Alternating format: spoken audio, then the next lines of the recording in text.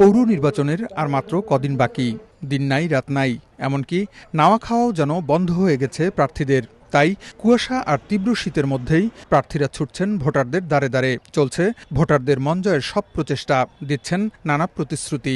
মাদক মুক্ত পৌরসভা গড়ে তুলব, নদীবাঙ্গল এলাকা সমাধান চেষ্টা করবে ইনশাআল্লাহ। বাকেরগঞ্জ পৌরসভাকে একটি মডেল পৌরসভায় রূপান্তরিত করব।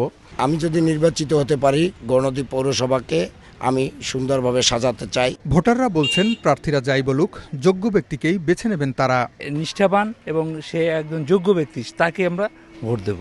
আমাদের পৌরসভা অনেক কিছু নাই, যে এইগুলো কাজ ব্যবস্থা করবে তাকে আমরা ভোট দেব। সুখে দুঃখে যাকে পাবো যোগ্য প্রার্থী, আমরা তাদেরকেই ভোট দেব। এদিকে নির্বাচন সুষ্ঠু করতে সব ব্যবস্থা নেওয়ার কথা জানালেন নির্বাচন কর্মকর্তা।